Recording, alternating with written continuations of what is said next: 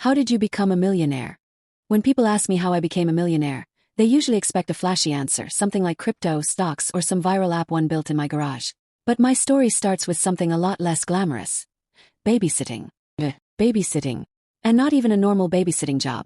The kind that ends with snacks and cartoons and an easy $10 an hour. Whoa.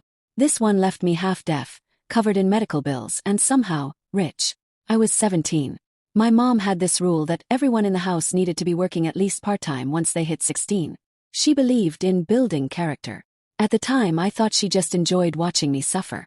We weren't poor exactly, but we weren't comfortable either. My hearing aids alone cost more than most people's cars, and insurance barely covered them. Mom was always juggling bills, rent, medication, school fees. So when she found me scrolling aimlessly on my phone one afternoon, she slapped a flyer on the table and said, "You start this weekend." It was a babysitting job across town. Decent pay, easy hours. And apparently, the woman is nice, according to the ad. If only. Saturday came around and I dragged myself there. The house was massive, like 3 floors, manicured lawn, security cameras pointing in every direction. When the door opened, I met her, the woman who would end up changing everything. She looked normal at first glance. Mid-30s, neat bun, expensive sweater, smile that didn't quite reach her eyes. But the second she started talking, I knew something was off. She didn't ask about me or my experience. She just started listing rules, and not normal ones. No phone while on duty. No snacks unless she eats first. Don't touch anything. Don't go upstairs. Don't step outside. And call me every 30 minutes. She said it all in one breath, like she'd rehearsed it 100 times. Then she pointed up at one of the cameras. "I can see you from my phone. So don't think I won't be watching." I remember thinking, wow, paranoia much. But I needed the money, so I just nodded and smiled. The little girl I was supposed to watch was around 6. Quiet kid. Blonde hair, big brown eyes. She didn't say much at first, just stared at the TV and hugged a stuffed rabbit like it was her only friend. Her mom hovered over us for almost an hour before she finally left. Even then, she came back twice to say she'd forgotten her purse, then her keys. When she actually drove away, I exhaled for the first time that day. For the next few hours, nothing happened. I sat on the couch, scrolling through my phone on silent. The kid watched cartoons, occasionally glancing at me like she wasn't sure if I was real. Honestly, I almost forgot about the cameras, until one of them moved. Just a tiny motorized whir, following me as I stood up to stretch. I laughed awkwardly and waved at it. "Still alive down here," I muttered. Half an hour later, my phone buzzed. Unknown number. It was her. "Why are you standing? Is everything okay?" Froze. How the hell did she know? "Oh, yeah, just stretching," I said. "Sit back down," she replied and hung up. That was the moment I realized. This woman didn't just want a babysitter. She wanted a warden. By the 3rd hour, I was counting seconds. The girl had fallen asleep on the couch, and I was trying not to die of boredom. When the front door finally clicked open, I swear I felt actual joy. She rushed straight to her daughter, brushing hair from her face like she'd been gone a year instead of 3 hours. Then she turned to me. "Everything okay?" I nodded. She was great. No issues. "Good," she said, still kneeling beside the girl. I was tying my long hair into a bun. Habit, really, to get it out of my face, when she suddenly went still. Her eyes locked on my ears. Now this part is important. I've had severe hearing loss since I was little. I wear hearing aids that sit close to my eardrums. Small, silver pieces that, from a distance, look like wireless earbuds. Most people don't notice. But she did. Her expression twisted. "Are you kidding me?" Sorry," said. "You were wearing headphones the entire time." And blinked. "No, these are hearing." "Don't lie to me," she snapped, standing up so fast the rabbit toy dropped to the floor. I tried to explain, but she was already storming toward me. "You had one job. To watch my daughter. And you sat here listening to music." She was shouting now. The little girl woke up and started crying. I reached up, instinctively touching the side of my ear. "Ma'am, please, these aren't headphones there." Then everything went white. There's a particular kind of pain that doesn't feel real at first. Like your brain refuses to process it. That's what it felt like when she grabbed my head and yanked. Something tore inside my ear. A wet electric snap that shot straight into my skull. I screamed. Or maybe I didn't. I couldn't hear anything but a high-pitched ringing. She was standing there, frozen, holding my hearing aid between her fingers. Blood on her hand. Her eyes went wide. "Oh my God," she whispered. Then I hit the floor. The last thing I remember was her shouting something into her phone as my vision dimmed. When I woke up, everything smelled like disinfectant. Beeping machines, white lights, a nurse leaning over me. But I couldn't hear any of it, not clearly. Just muffled sounds like being underwater. Then I saw my mom. Her eyes were red, her hands shaking as she gripped mine. "Baby, can you hear me?" "Barely." I turned my head slightly, a mistake.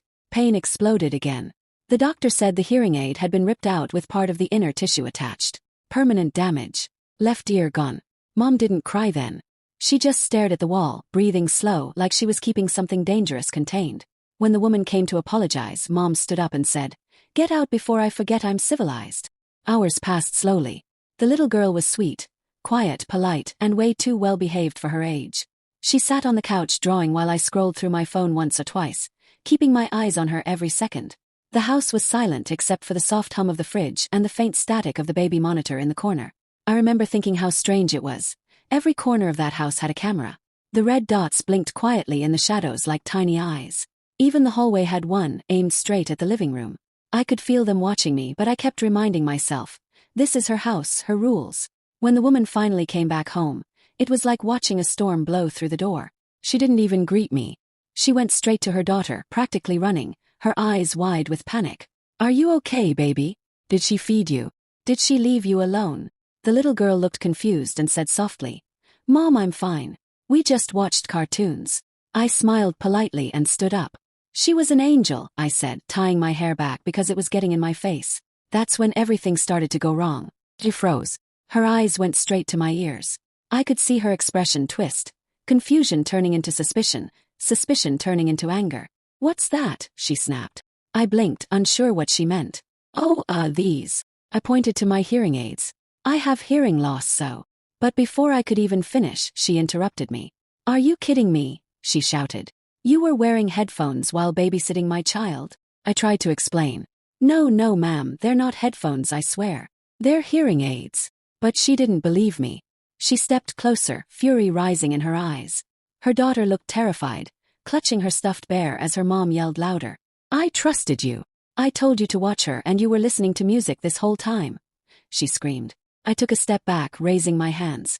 "Please listen to me. I wasn't." And then, before I could react, I felt her hand grab the side of my head. The pain hit like lightning. A white flash burned through my vision, and I screamed, a raw, sharp sound that echoed through the room. My knees buckled. She had ripped my hearing aid out of my ear. At first, I didn't even understand what happened. I just felt this searing, unbearable pain, like someone had set fire to my skull. Then I saw her standing there, holding the tiny device in her hand. My hearing aid, covered in blood. The look on her face changed instantly, from anger to horror. "Oh my God," she whispered. But it was too late. My world was spinning. I touched my ear and felt warm blood running down my neck. I fell to the ground, everything going dim and distant, like I was sinking underwater. The last thing I remember before blacking out was the little girl screaming, "Mom, what did you do?" Everything went silent. When I woke up, the lights were white. The air smelled like disinfectant. I was lying in a hospital bed, and 4 in my arm, my head throbbing like it was being crushed from the inside. I couldn't hear anything, just this dull, low ringing in my left ear. Then I saw my mom sitting beside me, her eyes red from crying. She grabbed my hand and said something, but I could barely make it out. I could only read her lips. "It's okay, baby. You're safe now." Safe. I didn't feel safe. Felt broken. The first few days in the hospital were a blur. Painkillers, bright lights, doctors talking in muffled voices I couldn't understand.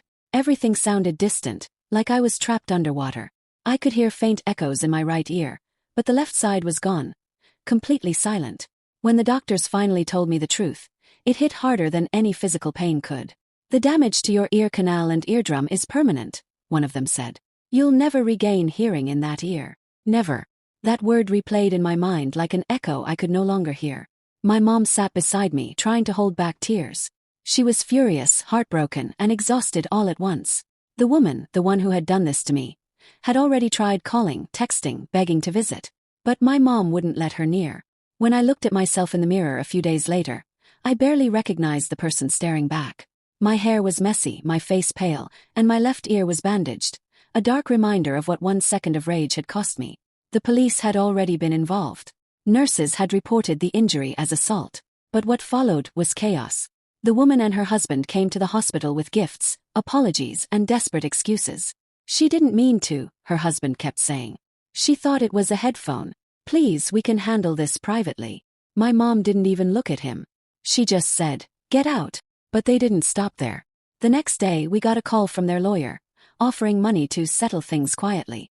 I remember watching my mom hang up the phone, her hands shaking. "She thinks she can buy her way out of this," she said, her voice cold. "Not this time." That's when she decided we'd sue. At first, I didn't want to. I didn't care about money.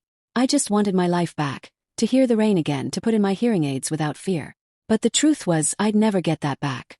And that woman needed to understand what she had done. The legal process was long, painfully long.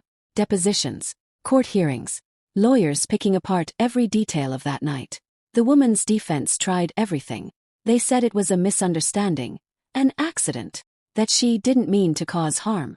But when the photos came out, the blood, the hospital records, the doctor's report, the truth was impossible to deny. I had lost 70% of hearing in one ear. I would need therapy for trauma, and I could never use normal earbuds again. For months I had nightmares about that night, about her face twisting in rage, the pain, the scream, the silence that followed. I'd wake up sweating, clutching the side of my head, convinced I could still feel her fingers digging into my skull. But slowly, life moved forward. Our lawyer told us the case was strong, one of the clearest examples of reckless assault he'd seen in years. The court agreed. After nearly a year of hearings, the judge ruled in our favor. The woman was found guilty of assault and negligence. She avoided jail time, only because it was ruled as a moment of uncontrolled anger, but she was ordered to pay a massive settlement. When I say massive, I mean life-changing. The lawsuit included compensation for medical bills, emotional damages, and lifetime hearing support. By the time everything was finalized, the total amount crossed 7 figures. For the first time, I understood the irony of that question people used to ask. How did you become a millionaire? Because the truth was, I didn't earn it through hard work or business. I earned it through pain, through something I'd give anything to undo.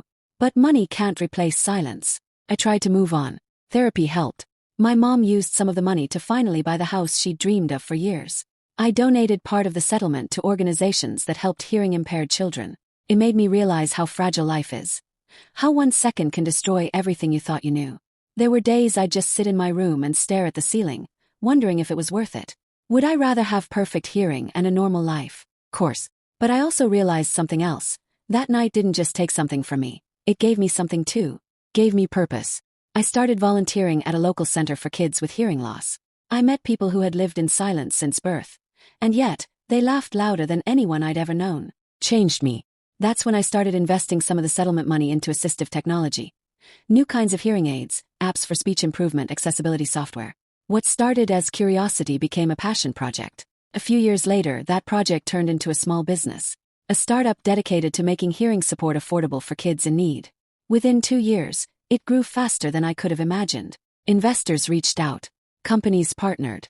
What began as pain turned into purpose. And eventually, success. When people ask me now, how did you become a millionaire? I smile and tell them the truth. Through something I wouldn't wish on my worst enemy. Because the truth is, the money didn't make me rich. The lesson did. That woman taught me what anger can destroy in a single second. My mom taught me what strength really looks like. And life taught me that even in silence, you can still find a voice. When the settlement finally came through, people assumed life must have become perfect. Had money, new house, freedom. But what they didn't see were the nights I sat awake, staring at the ceiling, surrounded by silence. They didn't see how it felt to walk outside and realize I could only hear the world from one side. They didn't see the nightmares, her face, that scream, the sudden burst of pain replaying over and over until I woke up drenched in sweat. Money couldn't buy back sound. Couldn't buy peace. For months, I refused to go near anything loud. Fireworks, concerts, even school cafeterias. They all made my heart race. I started avoiding people. I told myself it was just recovery, but deep down I knew it was fear. Then one day, my mom sat down beside me and said, "You can't hide forever." She placed a flyer in my hand. It was for a support group for people living with hearing loss. At first, I didn't want to go. I didn't want to sit in a circle and talk about what had happened. But she convinced me. That meeting changed everything. There were kids there, 6, 7 years old, laughing, playing games, using sign language like it was second nature. They weren't broken. They weren't angry. They were just living. And something clicked inside me. If they could live without bitterness, maybe I could too. If they could laugh in silence, maybe I could find meaning in mine. So I started showing up every week. Volunteering. First, I just helped clean up after meetings. Then I started teaching small lessons, how to use digital hearing aids, how to read lips more easily. The more I helped others, the lighter I felt. That's when the idea hit me. What if I used some of my settlement money to create something that actually helped people like us? Something practical, affordable, real. I didn't know anything about business. I just knew the feeling of losing everything, and I wanted to make sure no one else felt that way. I found 2 engineers online who specialized in small electronics. Together, we started designing prototypes for a hearing aid app that could adjust automatically based on the user's environment. We called it EchoKind. It was just a name at first, a mix of echo and kindness. But it felt right. We worked out of my garage, soldering, testing, failing, trying again. Every time something broke, I'd remember that night, that pain, and I'd keep going. Word spread faster than we expected. A few months later, a local paper did a story on us. Teen turns tragedy into tech for the deaf. Investors called. Schools reached out. Within a year, our device was being tested in hospitals across the state. And for the first time since the accident, I felt proud of something. My mom was there through all of it. The prototypes, the long nights, the exhaustion. Sometimes she'd just sit quietly beside me while I worked, sipping coffee and smiling. "You turned pain into purpose," she'd say. "That's real wealth." She was right. But I'd be lying if I said I never thought about the woman who did this to me. She tried to apologize a few times, sent letters, emails, even showed up once at one of our charity events. I didn't let her in. Not then. I wasn't ready. Years passed. EchoKind grew. I started visiting schools, giving talks about what happened, not to relive it, but to remind people what anger can cost. One afternoon after a talk, a little girl came up to me. She tugged on my sleeve and said, "My brother gets mad a lot. But I told him your story, and now he says he'll never hit anyone." She smiled, showing a missing tooth. That moment hit harder than any paycheck. It made me realize, every time I told the story, I wasn't reopening the wound. I was healing it. So when the woman's lawyer reached out one last time asking if I'd meet her, just once, I said yes. She came to my office, older, thinner, her eyes sunken with guilt. She couldn't look at me at first. "I know I don't deserve your forgiveness," she whispered. "But I just wanted you to know that I've never stopped thinking about what I did. Not for one day." For a long time I said nothing. I just looked at her. And for the first time, I didn't see the monster from my nightmares. I saw a broken human being who made a terrible mistake. "I don't hate you," I said quietly. Her eyes widened. "I used to," I continued. "But I realized hating you kept me in that night forever. And I don't live there anymore." She started crying. "I'm so sorry." He nodded. "I know." She left and I never saw her again. But something in me shifted that day. It wasn't about forgetting, it was about letting go. Forgiveness didn't change the past, but it freed my future. That night, I went home and sat in the quiet. The same silence that used to feel like punishment now felt peaceful. Because it wasn't just silence anymore, it was space. Space to heal. Space to grow. Space to live. It's been years now since that night. Sometimes when I catch my reflection in a window, I still see the same 17-year-old who walked into that house, thinking it was just another babysitting job. But behind the scars and the memories, I see someone else too. Someone who learned that life can break you and rebuild you in ways you never expect. People love to talk about success. They love stories that start with pain and end with glory, because it makes the suffering feel worth it. But the truth, most of the time, success doesn't feel like victory. It feels like survival. There are still mornings when I wake up and reach for my hearing aid before I even open my eyes, only to remember that one side will never work again. For a split second it stings. And then, almost automatically, I smile. Because silence used to scare me. Now it reminds me how far I've come. After the company took off, life changed quickly. New offices, interviews, travel. People started calling me an inspiration. I never knew how to respond to that. I didn't feel inspirational. I just felt lucky. Lucky that my mom fought for me. Lucky that the doctors didn't give up. Lucky that pain didn't turn me bitter forever. When EchoKind reached its 5th anniversary, we held an event. A celebration for all the kids we'd helped. Over 100 families came. There was laughter, music, even a few tears. I stood on stage, looking out at them. Children wearing our hearing devices, parents wiping their eyes as they watched their kids laugh freely for the first time in years. And in that moment, I finally understood something. Sometimes the universe breaks you in exactly the right place so the light can shine through. That night, after everyone left, I sat alone in the empty hall. The lights were dim. The floor still echoed with the sounds of people who'd been healed by something born from my own hurt. And for the first time in a long time, I felt peaceful. You see, pain doesn't disappear when you succeed. It just learns how to live beside you. It becomes a quiet companion, whispering, "Remember who you were, remember what you survived." A few months later, I got invited to give a talk at a university about entrepreneurship and resilience. Almost said no. Public speaking terrified me. But my mom insisted. She said, "Maybe it's time the world hears you in more ways than one." When I walked out onto that stage, I could barely breathe. Hundreds of faces looked up at me, waiting. And in that moment, I realized I wasn't that scared 17-year-old anymore. I began. When I was 17, someone's anger took my hearing, but it also gave me something else: perspective. The hall went silent. You could feel the energy shift. I told them about that night, about the lawsuit, the settlement, the guilt, the fear, and the strange, uncomfortable truth of becoming a millionaire through trauma. But I also told them about what came after: the kids, the company, the laughter, the forgiveness.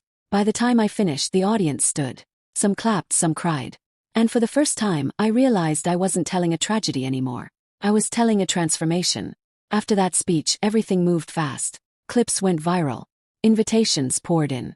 Magazines called me the boy who turned pain into profit. I smiled for the cameras, shook hands, signed autographs. But when the lights went out and the noise faded, I felt something missing. Had money now. I had recognition. But every time I came home to my quiet apartment, I realized how loud silence can be. My mom still lived in the same small house, the one that carried both our memories and our scars. One night I went to visit her. She was sitting on the porch, her hair streaked with gray, her eyes soft but sharp as ever. She didn't ask about the interviews or the deals. She just asked, "Are you happy?" I wanted to say yes, but I couldn't lie to the one person who'd seen me at my lowest. "I don't know," I said. "Everything looks perfect, but something still feels empty." She smiled, that quiet, knowing smile only mothers have. Then she said, "You built a company for people who lost something, but maybe you forgot to heal what you lost yourself." Those words stayed with me. For weeks, I realized I'd been chasing every new goal like it would fill the hole inside me, but no amount of success could replace the parts of me that never truly grieved. So I started slowing down. I went back to therapy. I visited hospitals, not for publicity, but to sit with kids who'd just gone through the same surgeries I once did. I told them the truth. It's going to hurt. You're going to hate it. But someday, this pain will be the reason you change someone else's life. Each visit healed a small part of me.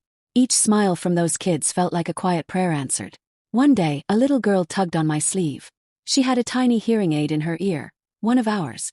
She said, "I can hear my mom's laugh again." Broke down. Right there in that hospital hallway, I cried harder than I had in years. Not out of sadness, but out of gratitude. Because that's when I finally understood what my mom meant. Healing doesn't come from running away from your pain. Comes from returning to it, with compassion this time. And little by little, the emptiness began to fade. But life, as always, had more lessons waiting. The more successful I became, the more I saw people chasing wealth like it was the answer to everything. Investors, influencers, entrepreneurs. They all wanted the secret, the shortcut to becoming a millionaire. So one day, during an interview, I told them the truth. The secret to becoming a millionaire is realizing money will never make you whole. But purpose might. There was silence in the studio. The host looked surprised, maybe even disappointed. But I didn't care. Because for the first time, I wasn't saying what people wanted to hear. I was saying what I needed to say. That moment felt like reclaiming my story, the part that money, fame, and interviews could never tell. Months passed after that interview. People began calling me a motivational figure, a survivor, even a millionaire with a message. But behind all those titles was still the same kid who once cried in a hospital bed, holding on to silence that felt like punishment. And then, something unexpected happened. One morning I received a letter in the mail.